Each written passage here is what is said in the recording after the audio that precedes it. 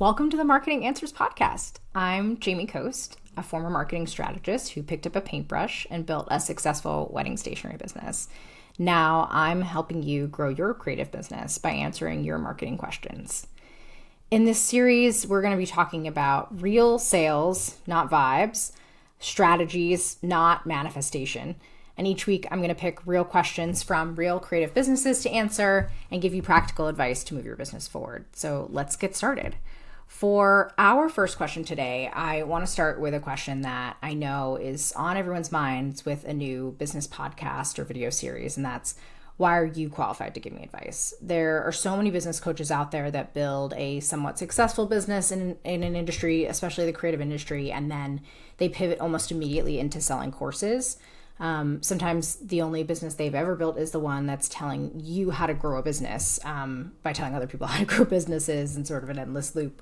And the result is, very generic and ineffective as a result. And that's led a lot of people to mistrust business coaches, and rightfully so.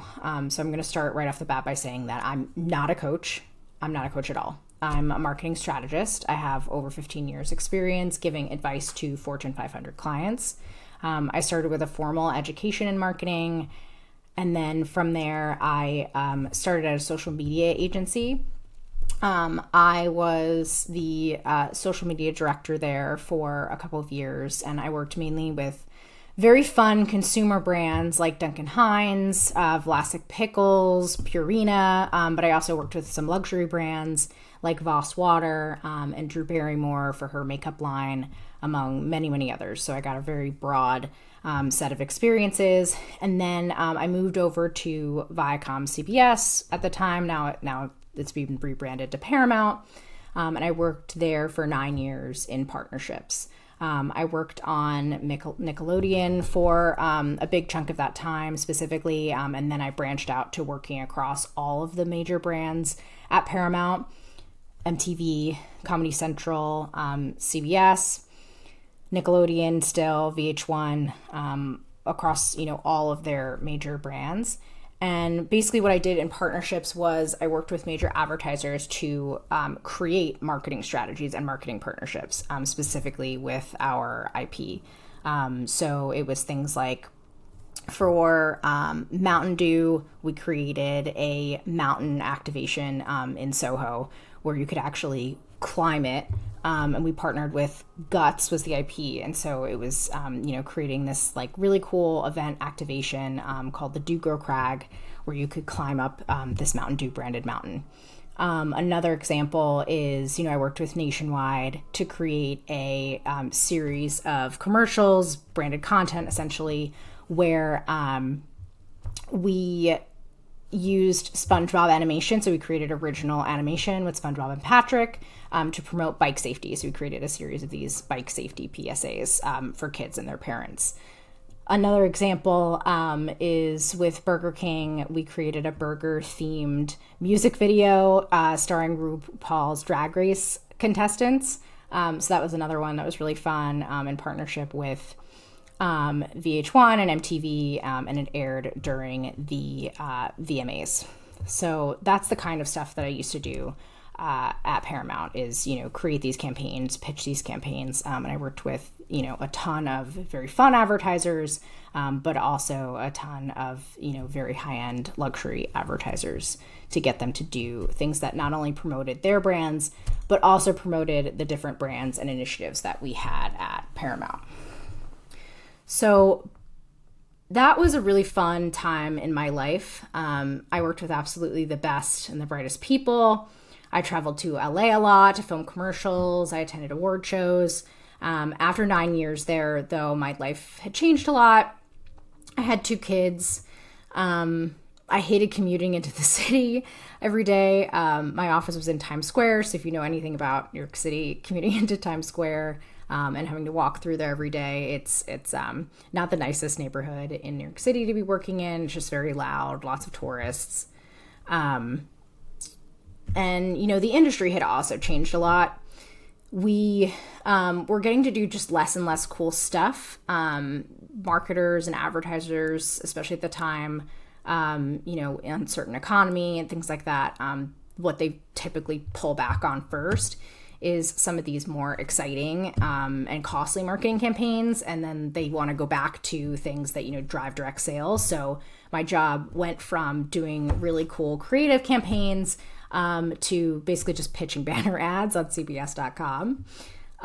So, I was really looking for a way to challenge myself again, learn more. I'd been there for 9 years, which is a very long time. And so I was feeling a little bit stagnant just in terms of, developing my skills. And I had started a side business, which is my stationery business, painting watercolor, creating stationery, invitations, save the dates, things like that. And that side business at the time was starting to really, really take off, and it became too much to balance both. So I really had to pick one. I had to either say, okay, I'm shutting my side business down to really focus on my main 9 to 5, or I'm going to shut down, I'm going to resign from my 9 to 5 and focus on my side business. So in 2023, I decided to leave my full-time job and work full-time in my business.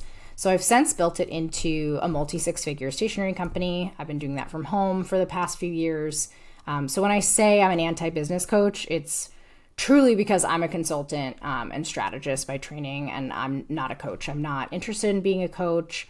I don't really want to focus on mindset. Mindset can be important, but that's, not what a lot of my content is going to focus on. It's going to focus on, real practical strategies. A coach to me is someone who cheers you on. It's someone who is, kind of a hype person. They mostly believe that you already know the answer and you're just having trouble kind of figuring it out, or that you just need encouragement. They ask you a lot of questions. They offer you a lot of support to help figure it out. And that's really great if you have a solid foundation, or you just need an accountability partner, someone to remind you to keep doing what you need to be doing. But for me, I found that a lot of business coaches talk you in circles. And so I really just wanted them to, tell me the answer, right? Give me your strategy for my business. Give me what, as a consultant, what you would advise to do. And a lot of business coaches are just that's not how they operate. So if you're like me and you just desperately wish that someone would tell you what to do already, you actually might need a consultant, not a coach. I have nothing against business coaches in general. I've worked with a few of them, and some of them were really, really great and really helped move my business forward.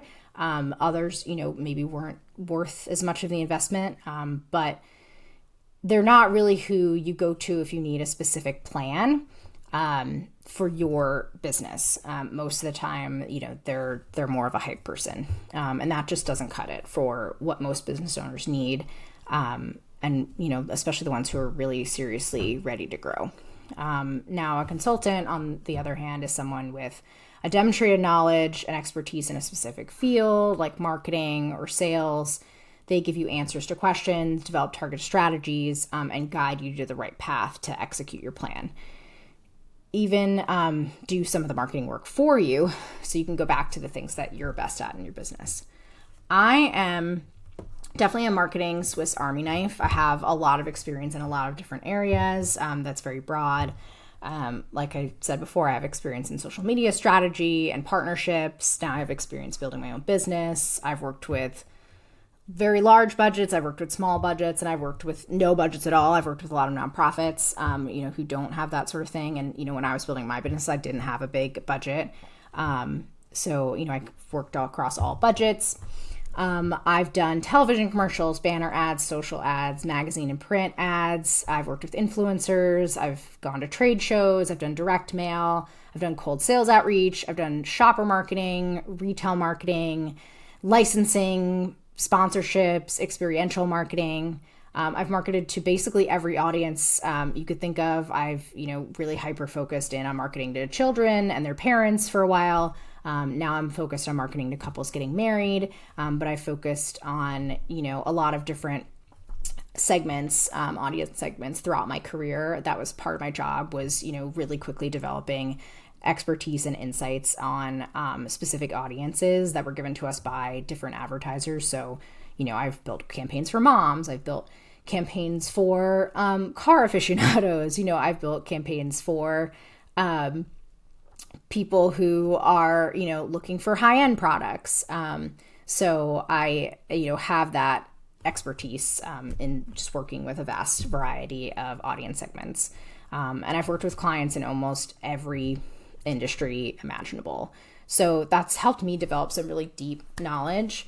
And lately I've been focusing a lot on weddings, art and design, and stationery for my own company. So I'd love to put my tools to work for your business. Let's go to our second question. Why do you want to start this podcast in this business? Why now? I see this question a lot on Threads. I just saw it the other day of, if you've built such a successful wedding business, why are you pivoting into education? Why are you pivoting into coaching now? Like, that just doesn't make any sense to me. And people think it's a scam. And I actually answered this question on Threads. I gave them a lot of good advice that have nothing to do with scamming people. There's so many reasons to, change your business, go into coaching, go into consulting, go into purely like an educational business. And I'll talk about a few of what my personal reasons are. One of the reasons I wanted to start this series and this new business is mostly personal and really simple. On the selfish end of things, I really wanted something that was more flexible and more mobile at this stage of my life. I mentioned earlier, I have 2 young kids, and one of my goals is to travel with them more. And so running a stationery business that I run mostly out of my home with employees helping me with fulfillment, it requires me to be home. And it requires somebody to be home and shipping things. And because I work in weddings and events, specifically with my stationery, things really have to be shipped constantly. Like, I'm shipping, every day or every other day right now. So, it's a very hands-on physical products business. And, I would love something that I could just run from my laptop or run from my phone. So, if I wanted to spend, a month in Europe or something over the summer with my kids, I can do that. So that's part of the reason why I wanted to start building up a business that's, a little bit more flexible. And not really worry about shipping deadlines or when wedding season is and things like that. I also want to run something that helps people. That's, one of the things that I find really important is focusing on women-owned businesses. A lot of women are underrepresented in business, especially when it comes to, advancing their business and going beyond, the multiple 6-figure mark, going into the 7 and 8-figure mark. There's just very few women-owned businesses in that space. So, from a non-selfish perspective, I'd really love to help more women-owned businesses and more businesses in general in the creative space advance their business. And I have a lot of expertise to do that. So I'm looking forward to creating content around that. And I miss, the marketing side of my brain. I've been doing a lot of design work, a lot of art lately. And, I find myself, going on to Facebook and Threads and answering questions in my spare time. So clearly I still have a lot of passion in this area. And one of the things I have been trying to do for myself is, pay attention to what you're doing in your free time and, try and make it, something that you can do in your day-to-day as well. So I really want to be a credible source of business information out there, especially since there's so much stuff that's not credible. I'll probably never sell a $2,000 course or charge, $10,000 for branding to appeal to more luxury buyers. That's not what I'm interested in doing. Right now, I'm not selling anything at all. I'm just going to create content. But the plan eventually is to give you the experience of hiring a chief marketing officer or a marketing director for your company. And create sort of bite-sized packages with strategies and actual marketing deliverables that you would use in your business. So if you had hired someone for several $1,000s to create you a marketing plan or to create you a content strategy or, actually create social media content for you, I want to package those up into sort of turnkey things and turnkey deliverables that you can buy for a lower cost instead. So, that might look like creating a social media calendar and strategy for florists or photographers or things like that. It might be, creating trend reports. And so those are some of the ways that I'm thinking about eventually monetizing and eventually helping the broader creative community is by creating these marketing deliverables that you can just buy kind of out of the box and get that experience of hiring a marketing director without actually hiring one. I don't see this a lot in, when I'm looking at what other marketing consultants and business coaches are selling. A lot of them are selling, how you can do it and teaching you how to create your own strategies. But I find that, teaching marketing basics is great. But a lot of business owners just don't necessarily want to have to learn an entirely new skill set. They would love to just be able to hire someone to actually give them the deliverables that they need instead of just learning the basics of marketing and, from an educational standpoint, just taking a course. I also see, a lot of like generic swipe files and templates and things like that are really more focused on the design or focused on fill in the blank. But they're not focused in on a strategy that works for conversion and works for specific types of businesses, right? So, you can buy a marketing swipe file of, 500 social media hooks for, $10 or $15. But those like hooks are not necessarily going to convert for wedding photographers. They're not necessarily going to convert for florists or interior designers, right? So what I want to be able to do is really niche down and create that. So for right now, I don't have any of those offerings yet, but I will in the future. And, please let me know what kind of things you would want to see, what you're really struggling with in your business. For now, if you do have questions that you'd like answered, I'm going to be answering them in future episodes. If you go to marketinganswerspodcast.com/ask, you can submit a question there, and I'm going to put that link in the show notes so you can go and ask your own questions. Our last question for today is, what can I expect from this series? One of the things I want to do is gather questions from real creative business owners, pick 2 to 3 questions per episode and answer them. Whether you have a question in your business or not, you'll find the episodes educational and entertaining. So to start, I'll be collecting and reading off your questions, but eventually I'd love to move to a call-in style format show where you can actually call in and we can discuss your questions live and have more of a back and forth. I'd also love to bring some guests in to answer specific questions from their niche from time to time. So whether that's SEO or building communities or website conversion, I want to bring on some friendly faces with their depth of knowledge in particular areas. Since I'm more of a Swiss Army knife, I have knowledge that's incredibly broad and varied. Sometimes you need, more of a scalpel or a drill or a hammer. And so I want to bring on the right tools for your different questions.